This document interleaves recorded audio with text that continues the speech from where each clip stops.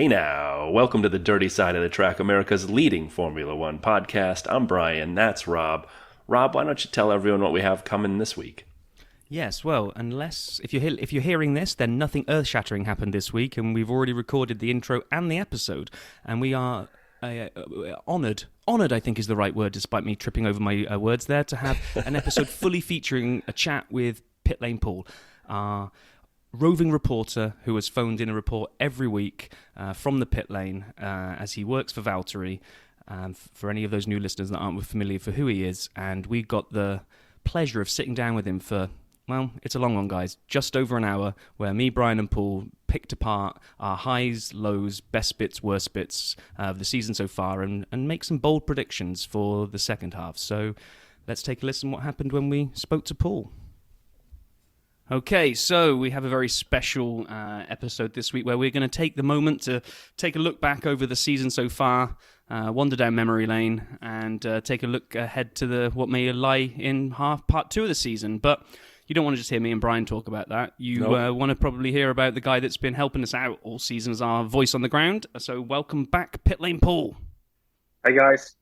How's Paul, it going? welcome back. It's great to have you here. And thank you for A, doing this, but also B, letting the listeners ask you some questions, fellow Dirty Siders, getting some questions in. And we had questions submitted for Pitlane Paul. So Rob, do you want to kind of hit some of the questions that we got for Paul?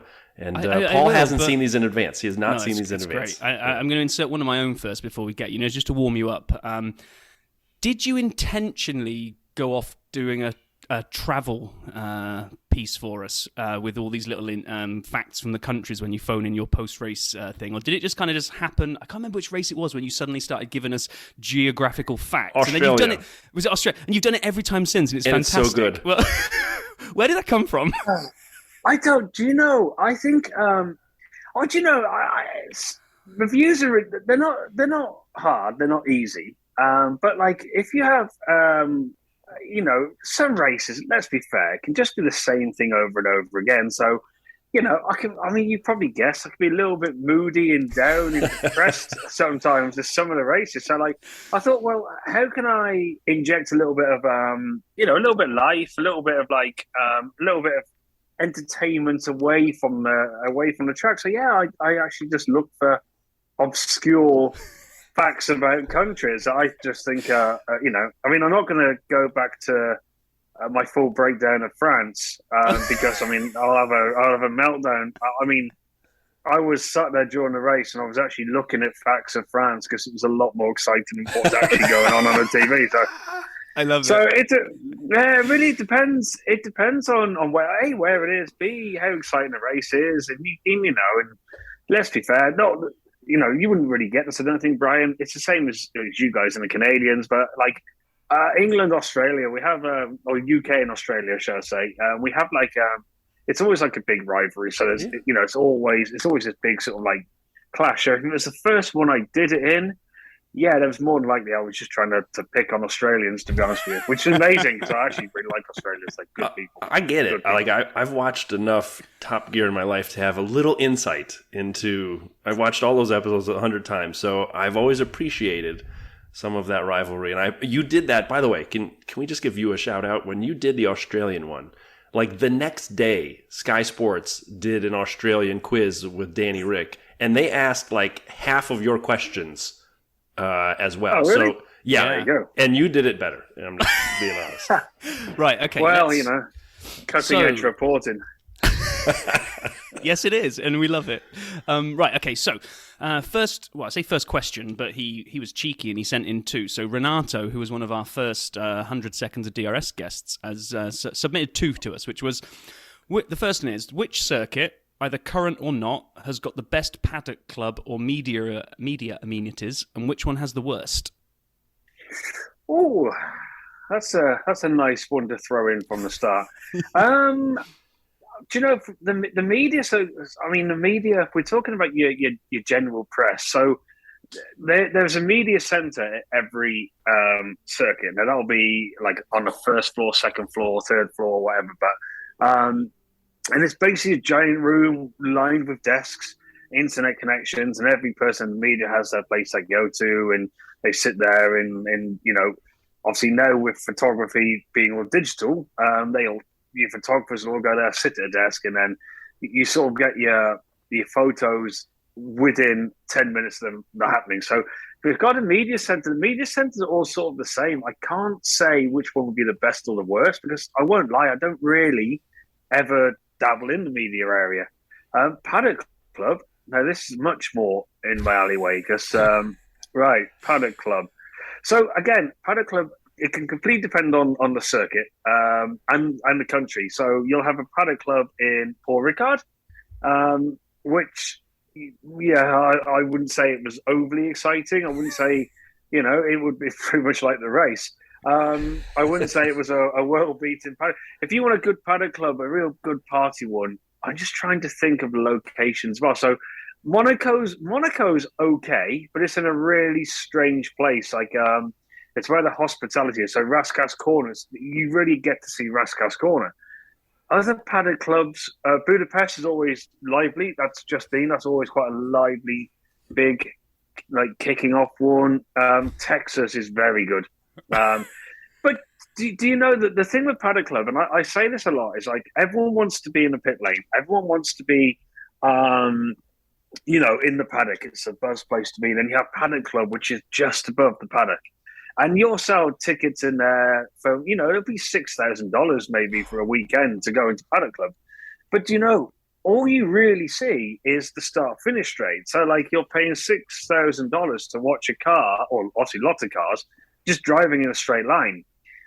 So the reason I said Austin is Austin's actually... so there's you can't call it a stadium complex because it's not the right word for it. But there's an area in Austin, I think it's towards the end of the lap, you basically a section of corners within an arena almost. And that's where the Paddock Club is in Austin. So value for money, I would say Austin is the better one, and it's Austin, so they do things bigger and better. Mexico also is very good, the location. So the Paddock Club there is within the baseball stadium. So no way. And I just think like the Paddock clubs are good. But for me, I just think you appreciate an F1 car driving fast. And once you've seen it drive past you fast, you don't really see much else. And from the start finish straight, when the paddock clubs are there, sometimes you can't even see the pit box below you, so you can't see pit stops. You'll see the start of the race. And I just think it's a lot of money to spend to stand and watch a car go in a straight line, personally. So I would say best paddock club, I'm probably going to go for Austin in Mexico for purely the location. Come to think of it, Sao Paulo isn't so bad either, but yeah. I would go Austin, Mexico. I honestly would go Austin, Mexico. It's like Paul Mexico. ticking off all the best parties that he's had. Do you know, the weird thing is, you're sort of right. Because, again, like we don't really get to go into we don't go into paddock club. It's not nothing. I go up there occasionally. If I got guests and guests are going up there, I'll occasionally go. But people like my access, I can't get into paddock club with my access. Like it is, wow. it is not exclusive. It's not, like you can't just go in there. So I don't tend to go into many paddock clubs, to be honest with you. But the ones I've been into, they're okay, they're good, and okay. But again, for me, you're watching the car on a straight line. I'm not in for that personally. You go to a race, you always look, which corner can I sit on? What's the best corner to be sat on? True. And everyone, you think the main grandstand is the most expensive ticket. And I don't know, if you're a race fan, I just think you want to see corners, you want to see overtaking, you want to see breaking into turns. You want to see action, and just on a start finish straight. Nah, it's not for me. I'll never get it. Tell you what, Renato, you got more out of that question I thought you were probably thinking you were going to get. And his second one, no, that's awesome. And his second one is completely different, which is in all your years in Formula One, who has left you the most starstruck that you've met?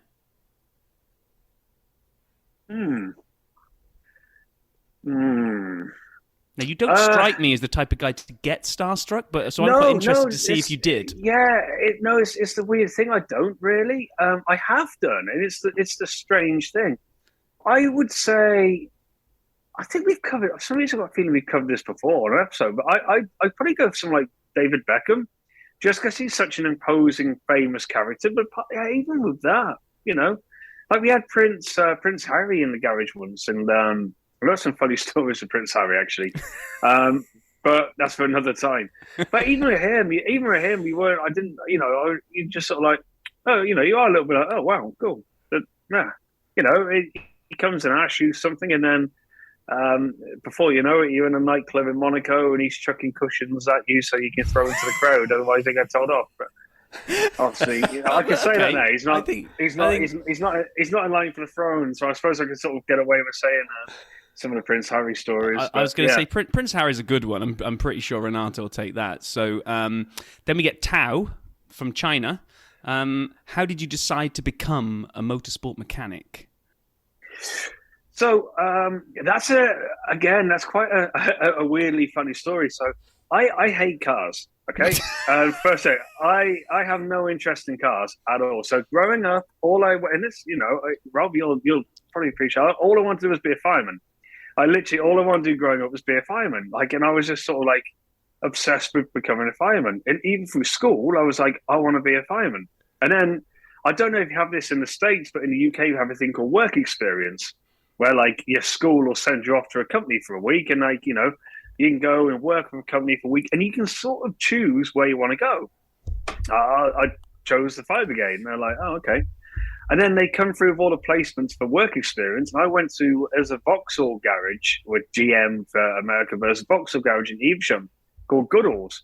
And they said, oh, you're going to Goodall's. And I was like, why? And they're like, well, that's not what I asked. And they said, well, it's where you're being placed. I hate cars. I got no interest.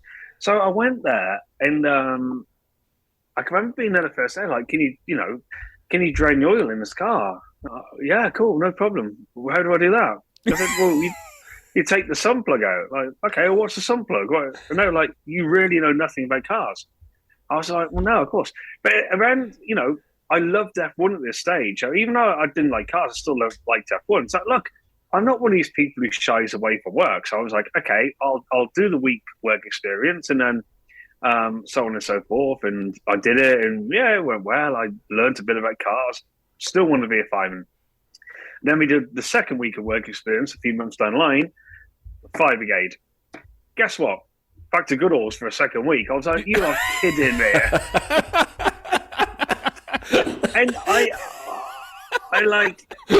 I was so crushed. But again, you go there and you do, and I don't know what I did, but they actually offered me an apprenticeship there. They offered me the college course and going on an apprenticeship and go and learn to be a car mechanic. And I was like, I spoke to my mom in detail, and getting into the fire brigade is actually quite tricky. It takes quite a lot. And so after chatting with the family, Mum's like, well, it is a career, the mechanic stuff, and so in the end I sort of decided, well, okay, look, I'll go to college and qualify to be a mechanic.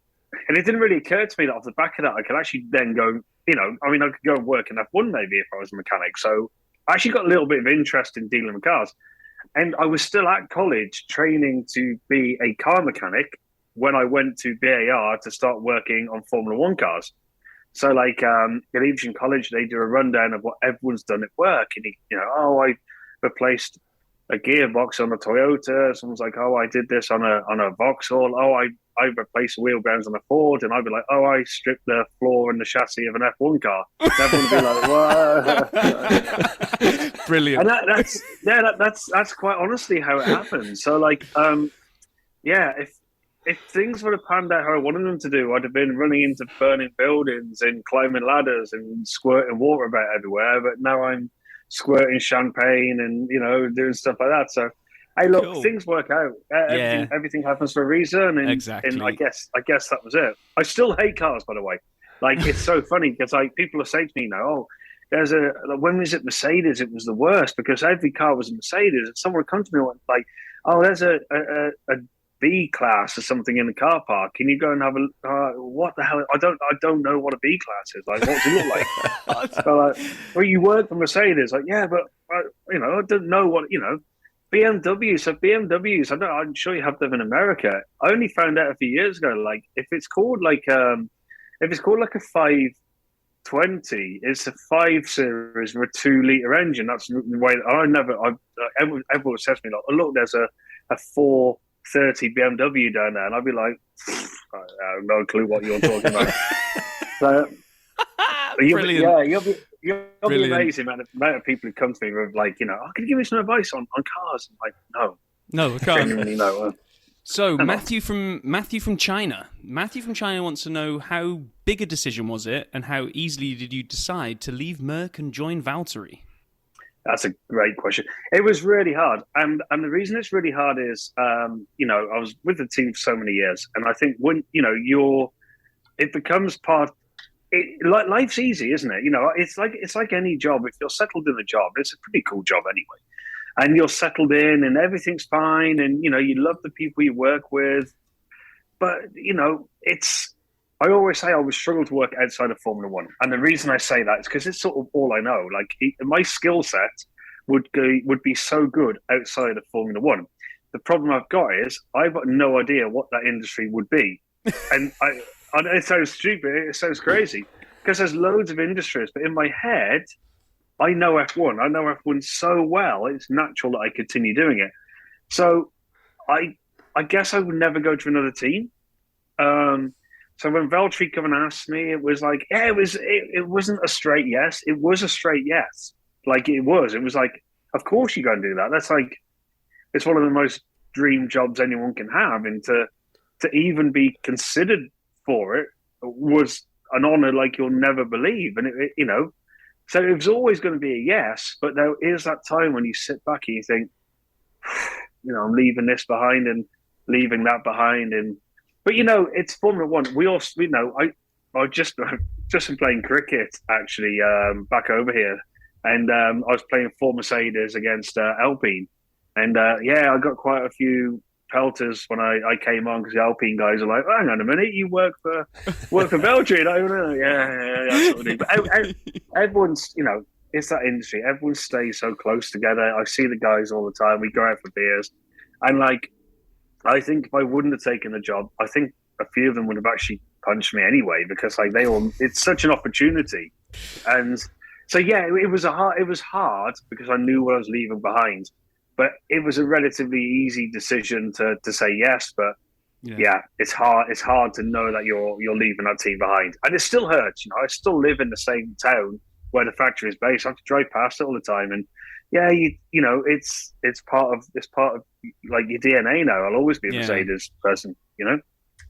Well, on a completely opposite end of going from the deep and meaningful career change questions to one that bizarrely was asked by about 6 different people, which was Jake, Andrew, Laura, and Maddie and Adam from the US, and Lee and Joe from the UK, all asked a question that was kind of the same, which I'm going to rephrase to kind of cover it, which is, which celebrity have you seen on the grid and just sort of shook your head and thought, wow, really? What are they here for?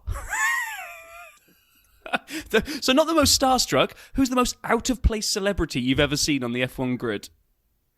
Oh, I'll tell you what. This is going to be the longest episode if I go on this route.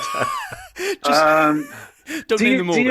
Do you know? I'm actually gonna sort of swerve this question a little bit, because there was in the Miami Grand Prix when Martin Brundle's doing his grid walk. Oh boy! And he's walked. Boy! And he's gone up to some guy and he said, "Oh, you look an interesting guy. Who, tell me about yourself." And he replies like, "Oh, I'm a social media sensation, darling." And that guy, for me, I would never tire of slapping in the head, because who? I remember that guy too. Yeah, I just thought like, why are you there? And I think like you do get people you see on the grid and just think, "What? I don't understand your." But that guy summed up, and I am not knocking America here. I'll knock the Miami Grand Prix because there was too many people on the grid and it was outright dangerous. It was ridiculous. But people like him have no place being at the track, because he has got no idea why he's there. All he's there for is try to raise his profile. And you see some guests, and it's there. You can tell they're VIPs, and they're so excited to be there. And you get that bloke and the reason I'm just going to choose him is because I still to this day do not understand who he was still. we are not doing an investigation into who he was, because I remember it and I don't care enough to know. But you're totally right there. Yeah, and but again, look, you get all sorts on the grid, and I was on the grid on Sunday in Budapest. I had two friends with me who are international cricket players, and for them it was like they wouldn't stop talking about like this is like the best day ever. It's like these guys who represent their country, play the highest level of international cricket. They played in front of 90,000 people sat in stadiums, and for those it was like the greatest honor to be able to go on that grid. And there you see people like that, and Serena Williams as well. Like these people, they go on there with no real idea why they're there, and they're only there to boost their egos, and they make themselves look silly. And for me, I think you should have to do a quiz before you go onto the grid, and it should be like, because it's honestly, guys, it's such an honor to go on a grid of an F1 race. And sorry, go on. No, I was just going to say after you, Paul. After you. Well, for me, if you go on an F1 grid, it is something which is unique and amazing. So to have people just belittling it, I'm not upset by it. It sounds like I'm quite moody about the situation. I'm not. I'm embarrassed. I'm embarrassed for them, because that's going out to the world's media, and like you just think everyone in the world is watching you be a complete thing on camera. And you're like, wow, it's honestly, Brian, it's staggering that these people are allowed to go on there.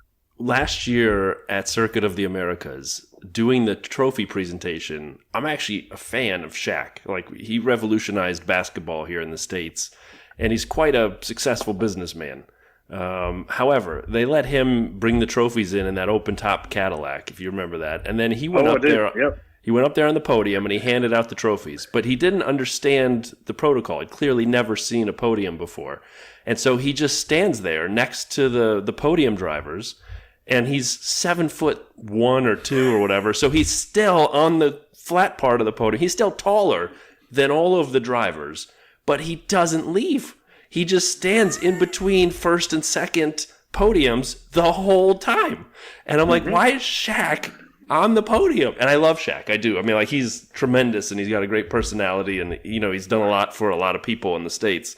But someone should have told him, hand the trophies, shake their hands, and get the hell off the podium, because it's not about you, Shaq. So that, like, stuff like that kind of bothers me, especially when America cheeses it up that way. Well, they do. I mean, let's be honest with you. Shaq's absolutely welcome. When we used to go to Russia, we get Vladimir Putin go and hand the trophies out. So I'm happy for Shaq. Trust me, you know what I mean? Yeah, Shaq's going to greet you with a hug and a smile. Yeah, exactly. Yeah. Right. Okay. So that was all we had. So thank you for that, Paul, for answering all of those.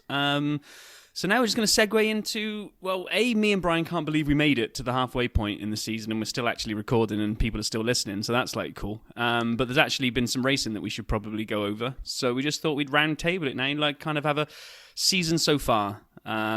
So going through the kind of topics that we've got the personal highlights. So as our guest, I'll let you kick us off, Paul, but for you, and it doesn't matter if it's a personal thing that's just something that happened, like, slapping Valtter's ass when he was in the stream. I don't know what you guys get up to, but what's your personal highlight of the season so far?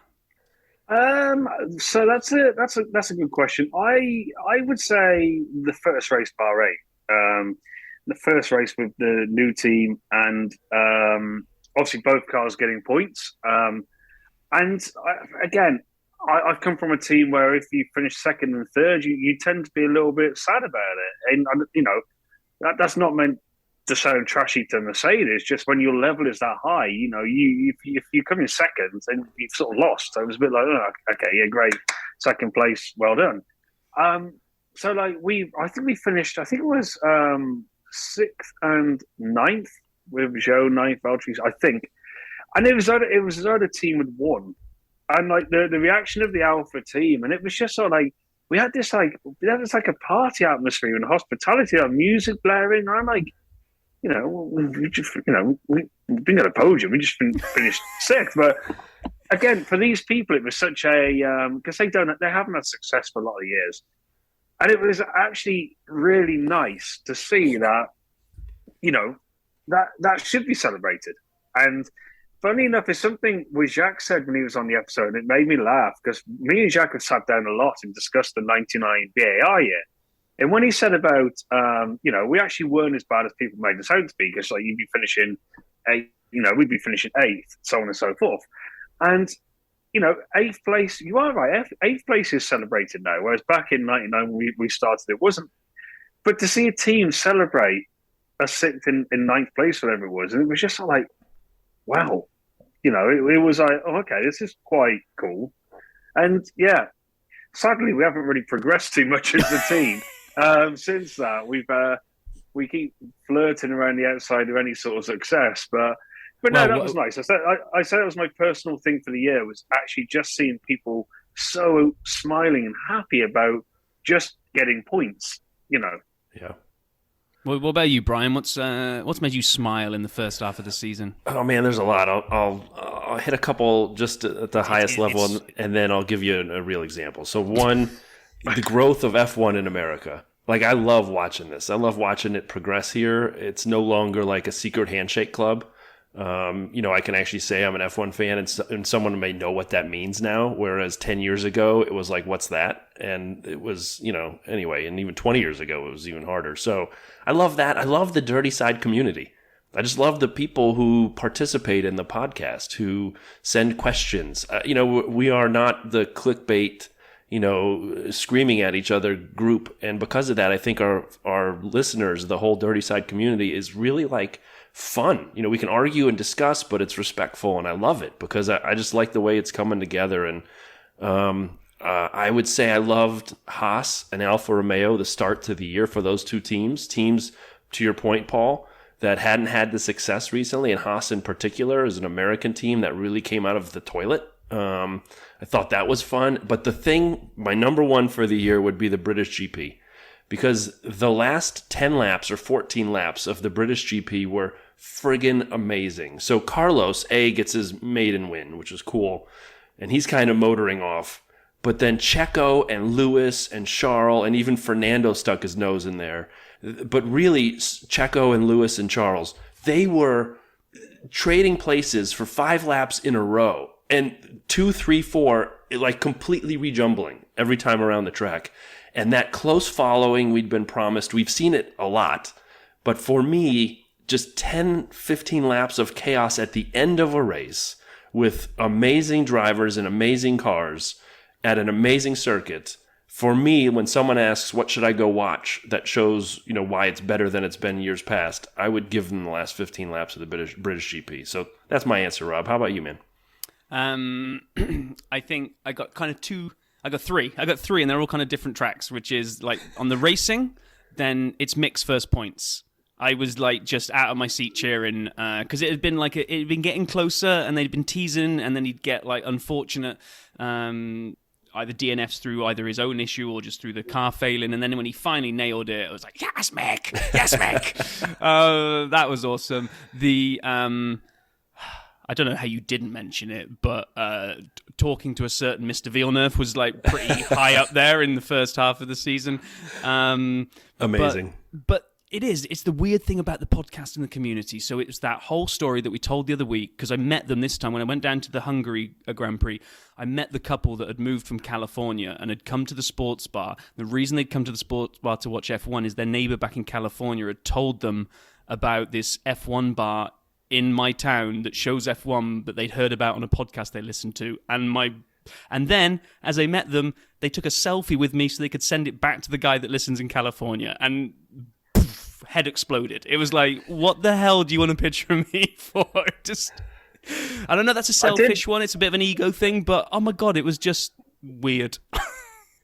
I was when you sent me the message about the quote in the newspaper over in the UK, and like the Daily Express, when it's quite a big newspaper, and that sort of made me quite proud of you guys, because it was like, wow, like I was like, oh shit, okay, that's really good, It was quite, that's quite a big deal. Yeah, proud of us. You made it happen. Yeah, you should be proud of you. Yeah, no, but it's it's your baby, isn't it? The podcast is your baby, and it's. Yeah, the funny thing was, Paul, that I went through completely different set of emotions reading that. First off, when somebody sent me the link, and and the headline was, Villeneuve has interesting views on the budget cap or whatever it was, and I'm reading this story, I'm like, that's our interview. These, well, I won't say it, but these people have stolen our interview, and I'm reading down, and it looks like it's buried on the final line of the final paragraph. Jacques Villeneuve was talking to the dirty side of the track, and then I went from outrage and anger to, oh my god. Well, It's quite good. And the cool thing is, it was sent to us by someone who's, a regular member of the Dirty Side, Lee, who's tremendous and amazing in his own right. So, like I said, the community. But since Rob had his own little thing in there, I got to add one more. I'm currently 498th in the global F1 fantasy league of 1.5 million people. So that's all I would add that as a highlight. Because, Rob's so far down, he needs a snorkel. But yeah, well, if he needs a snorkel, then I don't know what I need. I'm long. You're a little down. busy. You got a little busy going on. But you could argue he's got lots of insider knowledge, so he'd be doing way better than he's doing. You could argue that too. And it would be a good argument. I mean, I suck. I wouldn't allow me to do anything on Earth. So yeah. Well, so maybe that is the beginning into the personal lowlights or things that have, as you looked at the season so far, are there any things that kind of bring you guys down? Now, I'm going to start with Rob on this one since you went last there, man. Things that you look at 2022 so far at summer break or winter break if you're on the other side of the equator. What would you say lowlights? So I got two, and they are kind of both on a sort of variation on a theme, which is that I think I got a bit too excited about how the new reg's going to allow all the cars to follow, and the new regs would be a great leveler, and we'd get lots of teams challenging for wins. And all that really happened. So while the racing, absolutely, they can follow each other. We've had fantastic races. I can't disagree with that, but we're still with just two teams that can challenge for wins at the moment. All that's really happened is that one of them that has dominated for years didn't get the regs right and has fallen away, but they've just kind of been swapped in for Ferrari. So we're still really only looking at two teams that can challenge for wins at the moment, which was, I wanted it to be more. I wanted the midfield to close up a bit. I wanted to have that, maybe Lando grabbing a win, or I don't know. I wanted the pack to be a bit closer than they have been. And then the other low light is the fact that we're heading into the break pretty much knowing that the title's done. I want to be optimistic that it can get turned around, but we'll probably come onto this when we start talking about winners and losers of the first half. So I'm gonna keep my powder dry with my Ferrari rant. Paul, how about you, my man? Oh, the French Grand Prix, it's got to be. I'm not over it. Honestly, you travel to a country and it's so hot, and you invest your time and effort into obviously putting things on and putting a race on. And I swear down, that was just one of the most disappointing events. And we all knew it was going to be disappointing, but I sort of agree. I sort of agree a little bit with you, Rob. Whereas, I think it'd be nice to have seen some more teams fighting for any sort of victory. And we're all going to come on to Ferrari in a bit, aren't we? To be honest with you, that's going to happen. Yeah. It's gonna happen. And then I've got to be honest with you. I'm probably gonna go for Danny Rick as well, because I'm just he's a likable guy, he's a good guy, and I just think his career's just filtered. In my opinion, that obviously we had the fun with Piastri in the week. It's so blatantly obvious that Piastri's probably going to McLaren and Ricciardo's going to be out. And, there's some rumours going around that Ricciardo could head back to Alpine. But you know what? I just look at Ricciardo and just think, who would have him? And it's such a shame for a guy who has got the record he's got. So it's a toss-up between a French Grand Prix and Daniel Ricciardo. What a decision that is! I'll go Danny Rick because I so want him to. He's a good guy. He's a good driver, and I'm just looking at his career falling away. And it's such a shame. He's better than that. He is better than that. This is going to be the lowest ebb of the pod, and hopefully we'll get back up to some happier times. But Brian, really, let's really sink us down to the really bring us in. All right. So first, I would say Zhou's crash.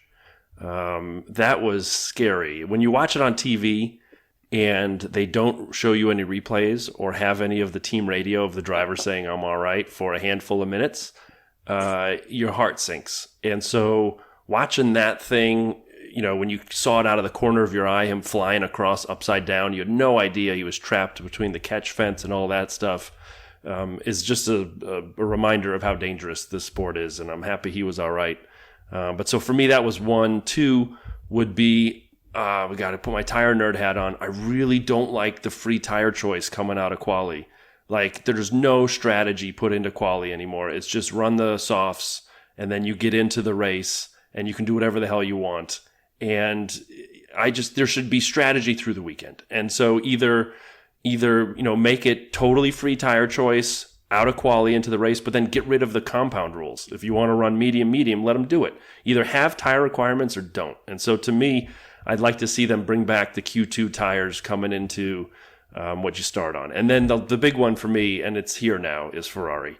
It's the reliability and the strategy. I would like to see the races won or lost on the track, not with bad strategy, not with poor ideas on when to pit, what tires to put on, team orders. It's so frustrating to watch that. I have a SAP stat here that so far through 2022, Charles has seven pole. He has pole 7 times. 7. Max has 3. But when you look at the wins, Max has 8 wins. Charles has 3. And that speaks volumes, by the way, just to close that out. The other people starting on pole this season have been Carlos, Checo, and George, all of them once and all of them first-timers, which is kind of exciting. But so to look at it, the fact that Charles has 7 poles and 3 wins, and Max is even a more aggressive flip of that, and it's not all on Charles. I mean, he made 1 mistake, yes, maybe 2 if you go back to Italy. But to me, the number of times the strategies have been horrible that Carlos has to fight back and say, stop inventing, or I'm not coming in. And he's basically become his biggest advocate, and Charles hasn't done that as much. And it's just, God, it pisses me off. Like, I don't understand. Anyway, I'm sorry, I'm done. No. Let's segue, because we were going to try to kind of go into kind of like, winners and losers of the first half. So let's crack straight into losers, and let's just do the Ferrari thing. Can I just quickly say, you mentioned Joe's crash. From our side, obviously that's our teammate, so we're quite well invested into what's going on with the accident. So, but what you guys see at home is no different from what we are getting at the track. And when I say that, is obviously we know it's a big crash, and then we don't have any communication then with the car either, and we have no line of communication then between the car, Joe, or the team. So while you guys are all sat at home waiting for news on anything going on, we are also doing that. Like everyone in the team, we have no idea what is going on with Joe in that car, and until the point where we'll get a message back from the safety car team once he's out of the car, and wow. Even for the time it took for them to extract him, which is quite a while actually.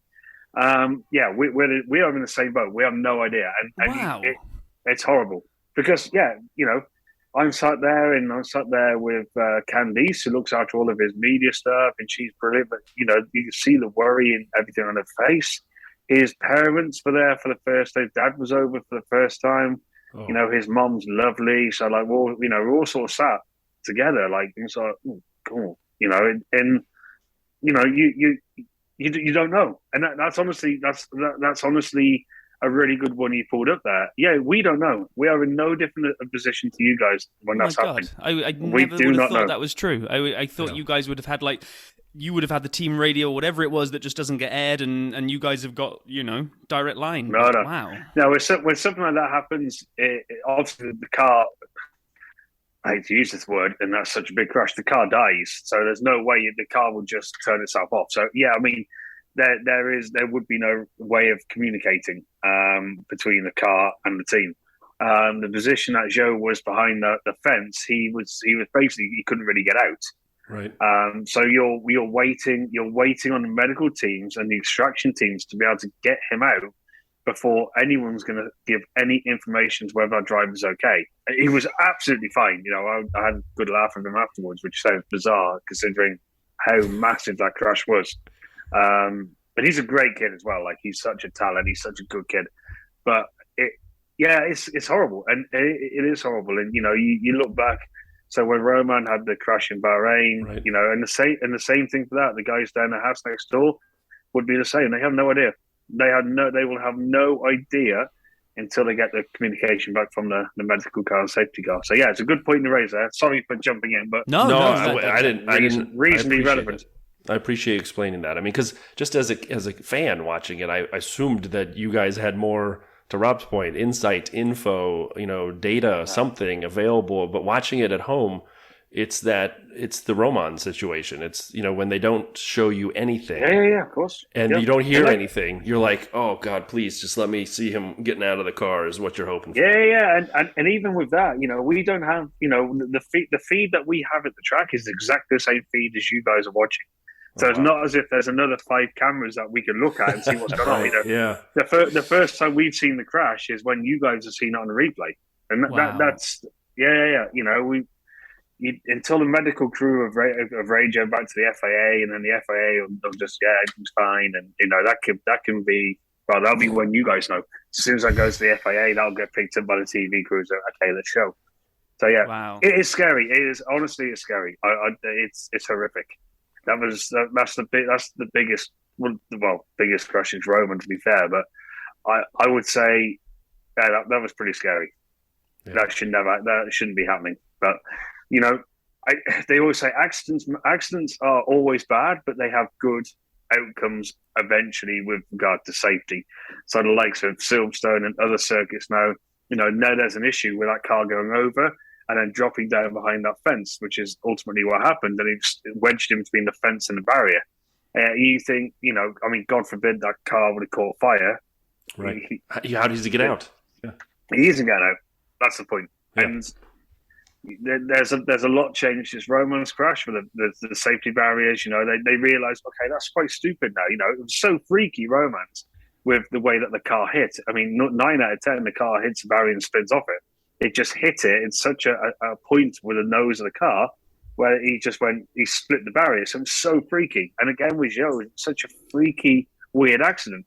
But I can promise you now that every racetrack will now make sure there's some protection so that can't happen again. Yeah. So bad crashes are terrible, but they'll normally have for safety point of view, a good outcome, if that makes sense. So talking of, just as a segue here, and not making light of it, but talking of things that have good outcomes, do we see that Ferrari can have a good outcome over this off-season? Let's dig into the disaster that has been Ferrari so far. Just one stat as we get into this, because I'd like you guys' perspective on this. Like, when we started the year, I think, and Rob, I'd love your perspective, and Paul, yours as an insider. Red Bull and Ferrari, right, were the 2 top teams. And Mercedes had it all wrong, and they were figuring it out. And they were constantly trying to nip around the edges, right? Whatever they could grab it. But here we sit, 13 races in, and Mercedes is only 30 points behind Ferrari in the championship. 334 to 304. That is wicked close for a team that hasn't won a race. And it hasn't even, they've had a lot of podiums, and Mr. Consistency, George Russell, has been fantastic. But Ferrari now has the 2nd and 5th drivers in the championship. Like, well, how did this happen? I'm sorry, I'm getting back on my rant again, but that's unacceptable to have a car that is performing that way, even with the reliability challenges, to then hose it up with tire choices and pit strategies. I don't know, I'm done, sorry. No, I think you're right, because what I think about the whole Ferrari thing, it's everybody's ridiculing the situation through all the different layers, right? So you got you and me as bozos, as a pod, as fans. We're allowed to trash people even if we think, even if we don't know what's going on. Then you got good old Paul here, phoning in his reviews. He's living and breathing it at the circuit and going, oh my God, what a Ferrari done. The thing that got me was the cool-down room where you had Max, Lewis and George, and they saw the Ferrari when Max Hard had tires. overtaken. They went, and Lewis goes, they were on hards. Like literally, Lewis is looking at that situation and going, what? And that to me summarised the whole moment of everyone thinks what's going on there is nuts. I mean, what do you hear at the track, Paul? Well, I mean, people do people talk about it? I mean, right. I mean, look, I'm gonna first lay a defence down for Ferrari on something. First, I said I am going to go on the attack afterwards, so don't worry, Brian. It's easy for us to sit here as fans. You guys sit there as fans, even myself, because I'm not savvy to what they're doing. But it's easy to sit as a fan or from the outside and think you know what the best thing for that car and that team is. Now, the decision. I mean, I'm not going to go through all the decisions this year because, again. This will turn into be a feature film episode because you'll be there, won't it? A 3-parter. The last race. So the hard tires. The hard tires are. There's nothing wrong as such with going on hard tire. The hard tires sometimes can work out very well for you. With regard to Hungary, as obviously you all have done some, probably you've done some hard tire runs on Friday. You guys watch Friday practice, believe it or not, a lot more than I do. So you'll do some hard tire runs. So you'll have a good idea, I would say, of what the hard tire is going to do. And if they thought on the Friday that it worked well for their car, same as Alpine, say they did the same, and Haas, I think it was.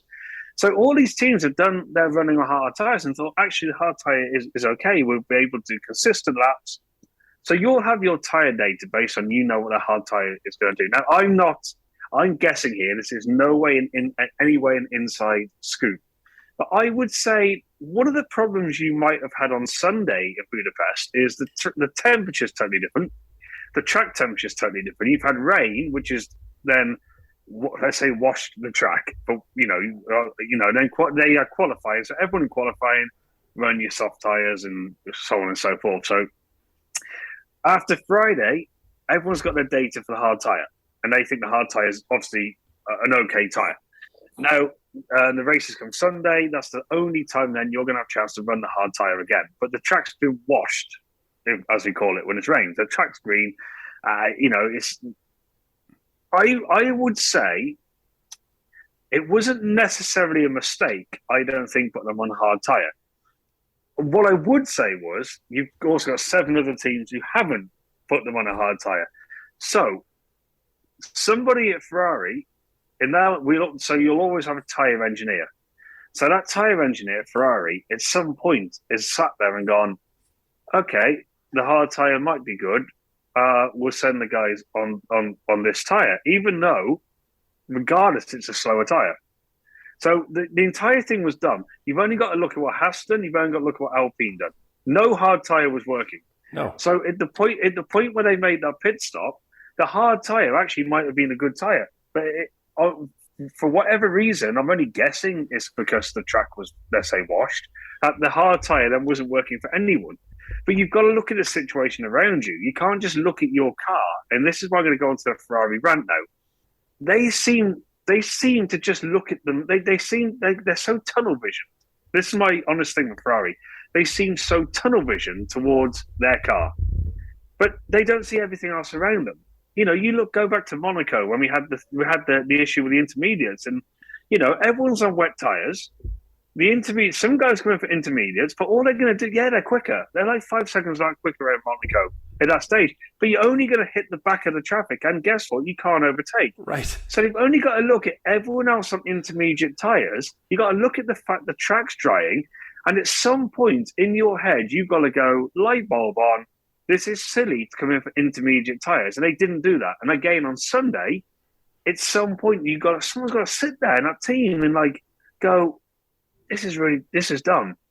And I can't speak for Ferrari, but Mercedes, we have during the race you'll have a strategy. I can never say this strategy team at the circuit, which will consist of 2 or 3 people.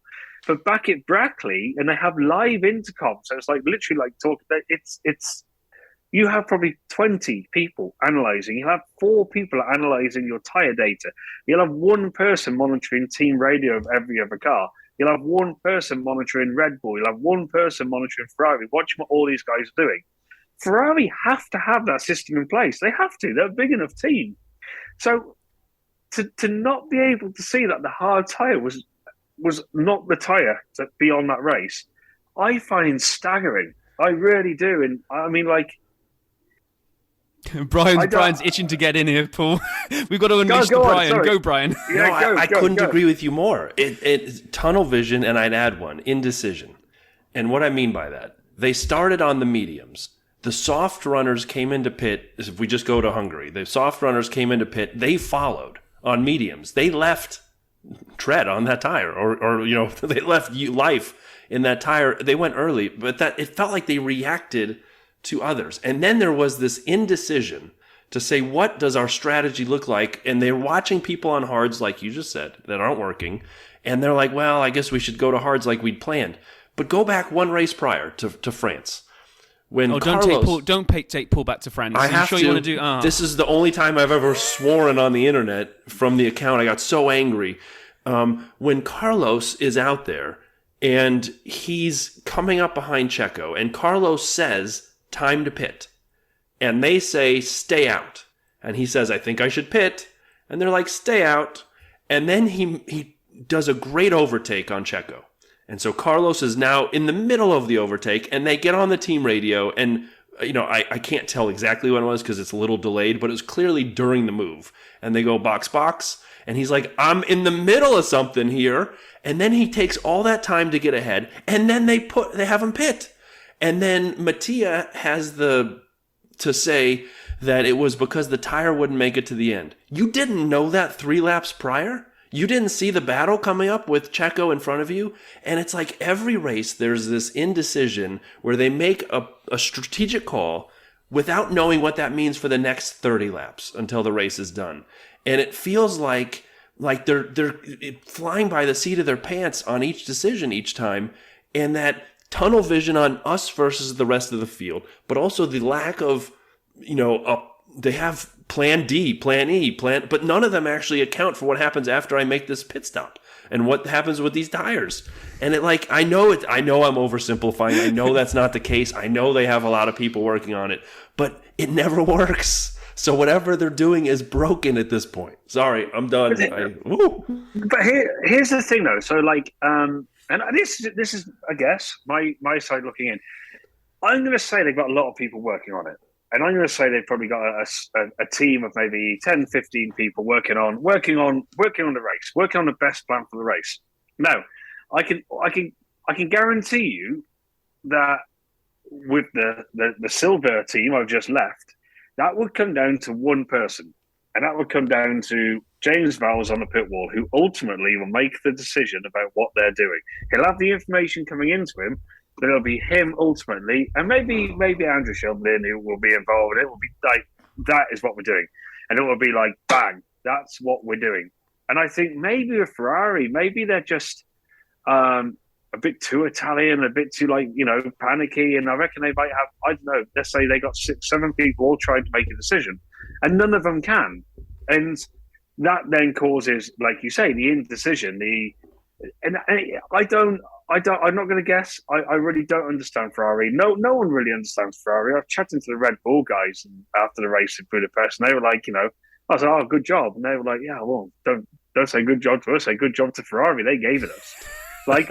And it's just like, well, yeah, and you're exactly right. And the one thing which is really interesting, you mentioned at the start, and I was looking on my phone, so I was sort of like, wow, that's quite interesting.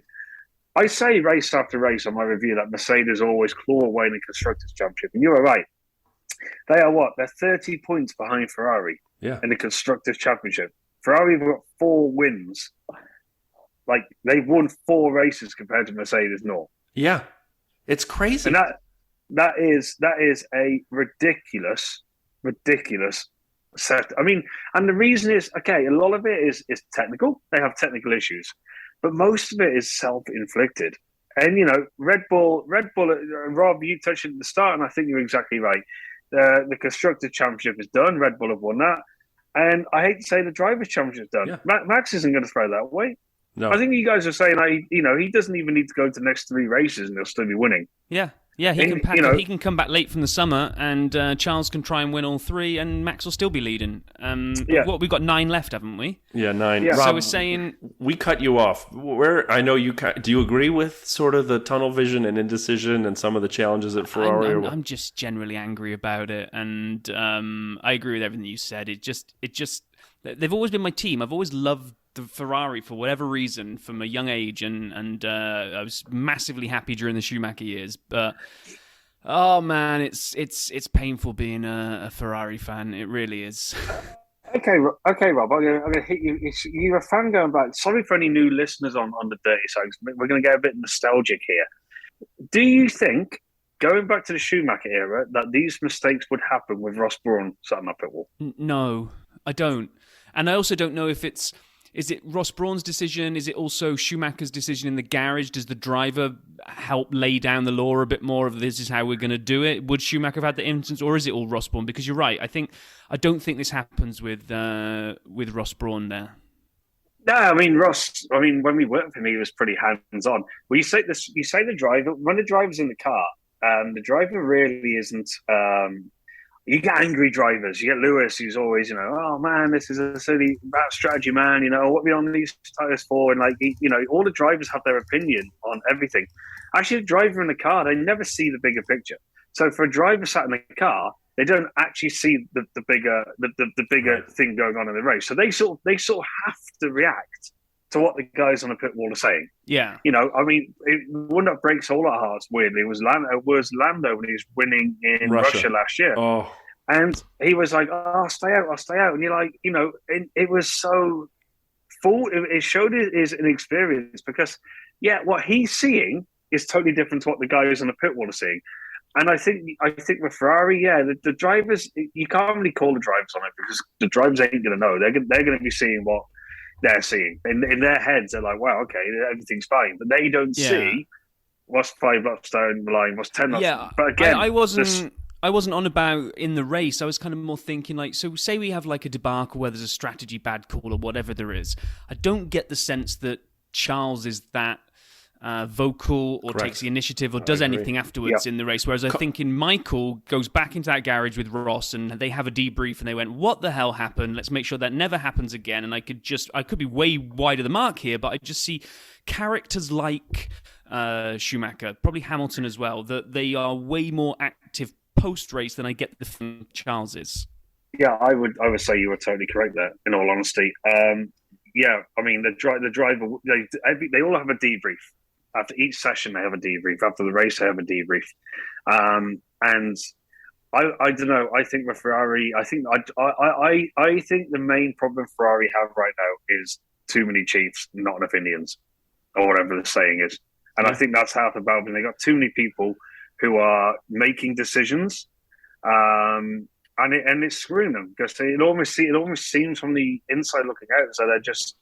I don't say arguing between themselves because that's not fair, but you can't make this many decisions and this many bad decisions in a row. And every team makes bad decisions. Every team. I could promise you, there's not one team who are completely faultless in anything they do.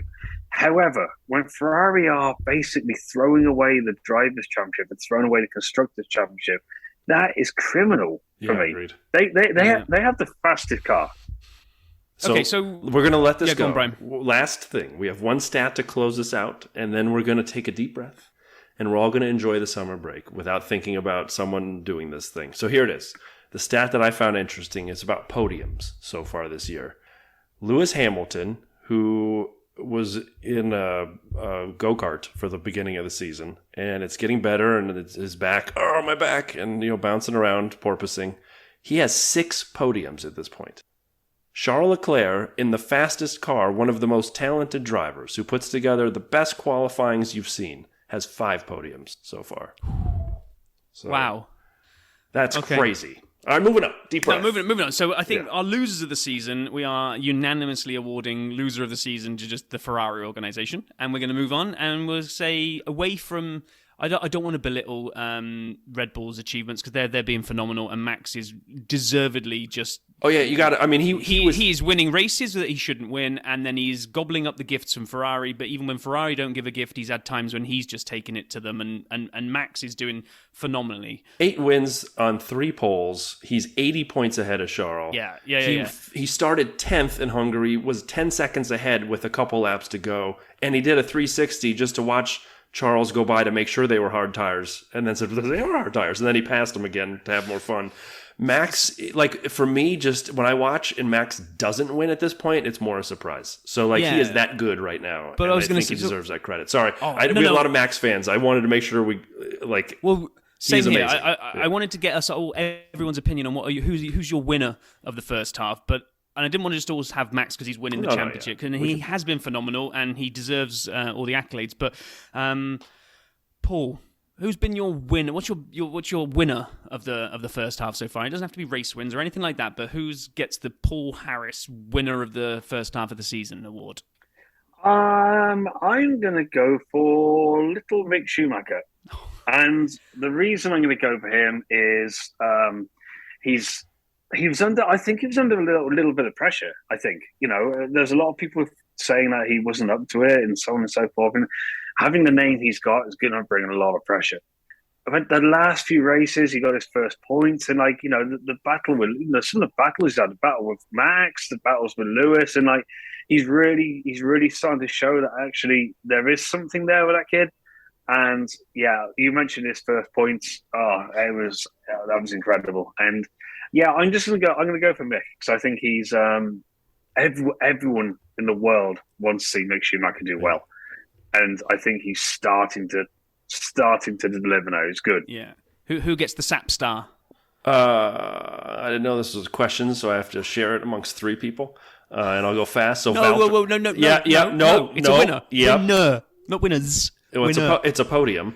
And so I'd put Valtteri up there. And I know he hasn't had points in the last 4 races, but it's awesome to watch him do what he's doing at Alfa Romeo. And it's fun to watch him out there, I think, having fun. It sure looks like it. And he's great on my fantasy team as well. So I'd put Valtteri on my podium along with Checo, who hasn't melted from the pressure of being next. Now, he hasn't been as good the last few races. I don't know what's going on the last couple races. But don't forget, he's 3rd in the Drivers' Championship, 5 points behind Charles. So he's not far off 2nd. And when he was 2nd and everyone freaked out, are we going to have Red Bull competing? I like watching Checo do well. And so it's fun. He has his first pole this year as well, as I already mentioned. And anyway, but my top step is Carlos. For a guy who'd gone so long before a win, got his pole, got a win. He's now fighting for himself on the team radio, but he still seems to be well liked amongst his other driver friends. I don't know. I'd put my 3 would be Checo, Carlos, and Valtteri in no particular order necessarily. Rob, do you have one like the good boy you're supposed to be, or do you have? Yeah, well, I do because I understand the concept of a winner being singular. But punk. I mean, mine has already been taken because mine was Mick, and I got a funny feeling that one of you 2 would take it. So my backup winner. Oh, your second. My backup winner, my winner. Now that my other winner's been taken, is Lando. I just think that McLaren hasn't been fantastic, and when you take the 3 big teams, he's kind of been up there as best of the rest. We often see that Lando almost has a bit like George, you don't even notice that he's racing, and then at the end you go, oh, he popped in 5th or 6th, and he's kind of just put in that car there all the time. I do think feel like he should have a faster car underneath him. If he did, I think he could challenge for wins as well. I think I actually prefer Lando to George, which is maybe a big shout, but yeah, Lando gets my winner of first half. Not bad. I mean, I appreciate Lando very much. I wish he had listened to his, as Paul already said, team radio in Russia last year when it started drizzling and moved to Inters. But okay, so we've got to close this out now with predictions, and there's no point. I don't think there's any point predicting drivers' champion or constructors' champion. So let's just go for any prediction you want to make for second half of the season. And I want to end on Paul, so I'll go first because I can do that. My prediction that I made at the beginning, before even a race had even been run, has already come true about Haas getting at least 30 points this season. So I mean, I'm awesome. But You do know they got half of those points in the first 2 races, but okay. Does it matter Or 3 when they get races. gained? I mean, if I make a prediction that you told me was bold, that I said 30 for the entire season, and here we are at the halfway point. You nailed it. I'm just okay. Just the white Ferrari ain't the white Ferrari people thought it was. Hey, it's coming back. They've got points recently. Like, mixed points were recent as well. They're coming back. They're going to carry on going. So, Austria. Yeah. I don't even know if it is a bold prediction, really, but my prediction is that Lewis Hamilton becomes the first person to join the 300 club and win a race. I like that. Because no driver, as we did on the stats the other week, no driver that's ever hit the 300 GP stat has then gone on and won one beyond the 300 mark, and Lewis is going to do it. Brian, what's yours? I think. Let me guess. You got three predictions. No, I don't. I think we're going to see Mercedes take second place in the constructor, and I think you're going to see them win some races here. I don't know if it'll be Lewis or George, and I don't know how many, but I think there's a clear arc of that team from low to high, and it's on its way up. And so for me, I would say you're going to see a continued improved Mercedes, and I think we'll have 3 teams battling for wins regularly in the races, and it'll still be Red Bull, Ferrari, but Mercedes won't be so much of an afterthought. Which not wanting to beat back up on the whole Ferrari thing, it almost actually rams home the disappointment of the first half, because while it was just 2 teams and you should make hay while the sun shines, Mercedes are going to come into the mix. They're going to get some wins, and they're going to. The fact that the constructors and drivers has gone for me is not just because I believe Max will always outdo Charles. It's that sometimes Lewis will outdo Charles, and Lewis and George are going to take points off the Ferraris. And my second fun one is that is Fernando and Alpine are going to have a frosty relationship for the rest of the year. Oh, yeah. So before I get your prediction, Paul, I meant to ask this right at the beginning on the questions for you. Have you ever been in a team where your driver has left mid-season, but they've still got a drive for you for the rest of the year? Like, because Alonso, everyone's treating it like Alonso has done the dirty on Alpine, he's gone to Aston, and he's never going to have to go back and face the consequences. Only he is in Spa. He still has to drive for Alpine for the rest of the year. But he didn't tell them. That's the hard part, right? He didn't tell Otmar or anything. Have you ever been in that situation? Or, like, what's it like knowing that your driver's not your driver, really, but he kind of is? Oh, that's a question. It's a really good question. Not really. I mean, the drivers I've had is, we had Jensen. I guess Jensen leaving to go to McLaren. We knew that after the Brawn year, but the Brawn year was the Brawn year. Michael retired. Nico retired literally after the end of the season. So I guess Valtteri leaving to go to Alfa Romeo. That was the only time that we've really had that. Nah, it's what it is. A driver's just an employee. If he leaves, he leaves. You don't really get any animosity. I'd like to think not, and I'd like to think the Alonso situation, there won't be any animosity. I think it's an unusual move. If I'm being honest with you, I don't see the benefit of him going to Aston Martin. They clearly not got a quicker car, so it's a strange one with him. So I don't know. I don't know the ins and outs of all of that deal and how it's gone. But no, they shouldn't be frosty. I think he's done such a good job there. So there'll be no reason to. So getting back to what's your prediction then for the second half? We sort of ruined it, because mine was going to be that Mercedes win a race. I think the fact we all predicted it. The expert and myself agreeing on something here. And I predicted Lewis is going to win, which by proxy means Mercedes are. So we're saying all 3 of us, right? Yeah. Rob, none of us listen to you. Let me see. I don't know. I'm going to make I'm going to make a crazy one. I think the Drivers' Championship will be won in Austin this year. Ooh, so how many is that before? I don't know the schedule. I'm looking. I got it here. It's the 19th race. That would leave 3 behind it: Mexico, Brazil, and Abu Dhabi. So that would leave 3 full races for it to be clinched, which that's pretty far in advance. So that's a good one. I like that. Okay. Well, we have that down now on record, so we'll check into that. He didn't say by whom. Who will clinch it? Should we assume it's Charles? Yeah, I wouldn't assume it was him. Nah, I think it's we've had that before with Lewis, who's been winning. I just think I think Rob, you touching at the start of the show where it's been a really good year for racing. It's been the new regulations have made it amazing to watch, and the race has been really good. But it's actually going to be, even on the back of that, a really boring season in the end, because the drivers' championship is going to be won at a canter, the constructors is going to be won at a canter, and you're going to be watching the last few races and just thinking, well, that's, they're pointless exercises. So. Oh, well, on that high point, no. Yeah, no. It's gonna be great. But like I said, it's a shame. It's a shame that it hasn't been close at the front. I think it isn't close in the title, and I think it's something we get to look forward to next year, because Mercedes are gonna fix the issue over the winter with the car. That's obvious. Ferrari will get it together. That Red Bull are gonna stay where they are. If McLaren and likes, yeah, I'm a bit with you guys. I want to see 2023 being a lot racier, a lot more teams being at the front. I just think this year it's going to be like, it's going to be over quickly. Like, I think and the problem is we're all living on the excitement of 2021. Right. And not every year is like that. So, we need to keep it realistic. If we had to take this year, and I'm loving it because each race has better racing. If that's the byproduct, if someone said, look, you're going to have this sealed up, if it is in Austin, with 3 races left, I'd still rather take this version of each race being better. And even if it doesn't mean a fight for the titles, I'd love to then have better racing and fight for the title.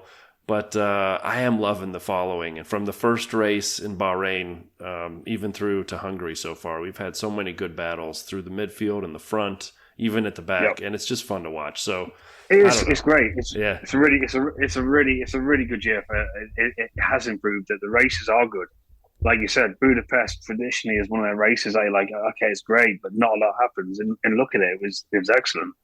Even Silverstone isn't really a big overtaking circuit. It's too high speed, and like you say, that was one of the highlights of the decade. I'd say with F1, it was so yeah, clearly it's working. It'll get there. I think, like you say, if Ferrari get themselves kicked into gear over the summer break, which hopefully they will, and they can come out in the second half and make the correct calls. Mercedes are going to clearly, they're improving. The end of the year might be really, really exciting. It might get closer. I was going to say, if you want to go down the optimistic route, my view of Mercedes coming into the picture could actually be the other way around. If you get Ferrari come out of the break and win a couple of races and outdo Max, and then Mercedes start coming in and taking those points, then maybe they take the points off Red Bull, and now suddenly Charles can win a race, and rather than it being just the 8-point delta or whatever it is between first and second, if Lewis or George pops one in on second and Max is suddenly third a couple of times, well, now that's a bigger delta and we chip away at that lead. I want to see it happen. I don't think we will, but it could. So anyway, I think there's more chance of that happening than you think, if I'm being honest. I would say there's more of a chance at the end of this year being a lot more racing between 3 teams than it not. So Mercedes are getting there. The car performs good. They got pole position. It was the track had a big thing to play on that, but they're still getting that. You look at where they were in March to where they are now in terms of even lap time. Yeah, okay, they're not gonna put together a 5-race winning streak, but you are correct. They will start taking points off of those guys. You look at how Lewis is also getting podiums. George has been, you didn't have that at the start of the year. So, like I said, optimistic. I reckon the end of the year could be quite good fun, but I still think the Drivers' Championship will be over quite quickly. Yeah. My personal point.